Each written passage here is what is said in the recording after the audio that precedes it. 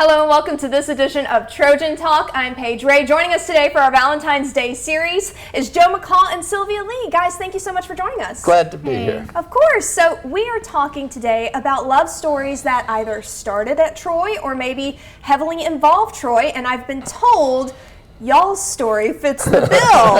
Is that right? I think that's right. Yes. We met in married student housing. I was a crusty old bachelor, happy to be living the quiet, studious life of a scholar. I was on the third floor, and she moved into the second floor. Oh, neighbors. And she's visiting scholar. I was a visiting scholar, from a university, we have those partnership with the Chinese university, and I came and planned for a year of visiting scholar, and then I met him. Okay, so how did you actually meet? You live next to each other, but... Well, I've always befriended a lot of the internationals, and so I was friends with a lot of the scholars. And so when she moved in downstairs, I already knew her roommate, and I invited him to dinner, and I'd take him to the store and to this and that. Yeah, but he has a car. Yeah, I had a car. In fact, I had a van, which is very good, because a lot of times there are a lot of scholars. But I thought she was married. And so at first it was just, we developed a friendship. I shouldn't say just, because we had a good friendship. Yeah. And that went on for a couple of months until I found out that she wasn't married. And the game changed. It was a game changer. Yeah, and the first time I actually met, oddly enough, the first evening I got in Troy, and I've actually saw him. Later, I started to, memory started to fade away, but what happened was one student came here and got in Pace Hall, same night when I got in Troy. And then she was like, well, I need an extra blanket. And so my roommate said, I know a person who might have a blanket. So she came up to his apartment, got a blanket, and that's when I first saw him, and we sent that blanket to the student. New Year's Eve. New Year's Eve, 2000, before 2011. Yeah. I was just about to ask, how long have you been together? Oh, yeah. Well, we've been married a little more than 11 years. Yeah. So see, right away she was wrapped in the warmth of my love. So I need to know, you were here supposed to visit and then go back. So how did that work? How did y'all?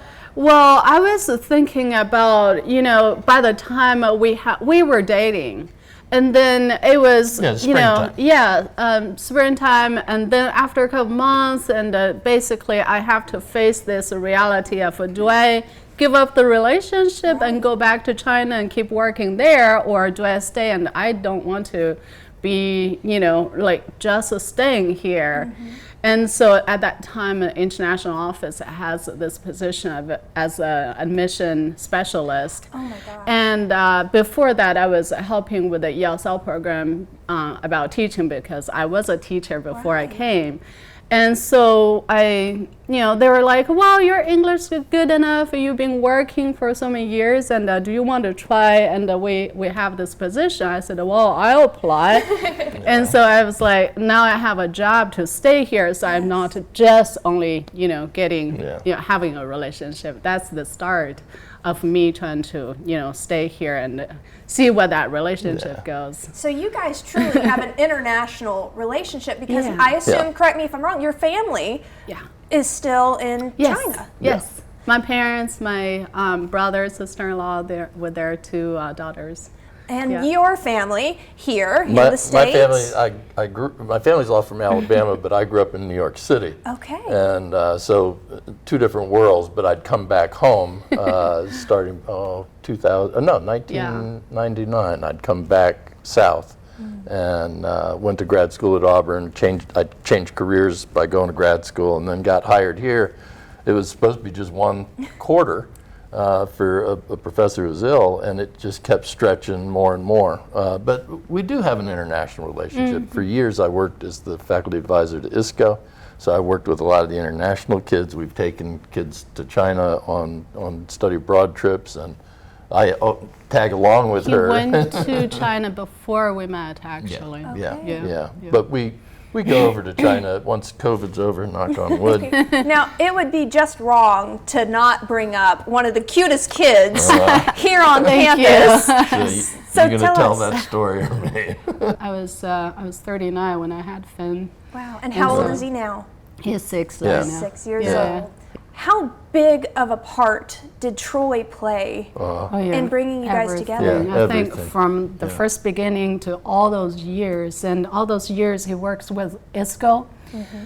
Despite, I think, you know, other than ISCO, he's one of the best teachers. He's such a good teacher. And That make me blush. And he went to Nanjing that year. And when I couldn't go, and just to teach in a program I was setting up. And so everything is about Troy, and you know, always, we love Troy deeply, and that's just always a part of our life. And now it's a part of Finn's life, and he really is. He goes to the astronomy club, he goes to ISCO, he goes to marches and gatherings, and he's a citizen of Troy. I love it. And right from the beginning, in fact, the chancellor gave us a little onesie. You know, so Finn's always had his Troy colors. Well, we love your family. You guys are so sweet, and thank you so much for sharing your story. I Right. think For the chance. it's really special. Okay, so did I get to kiss her on the camera? Yeah, go right ahead. Thanks, guys. Thank you so much. And thank you for joining us on this edition of Trojan Talk.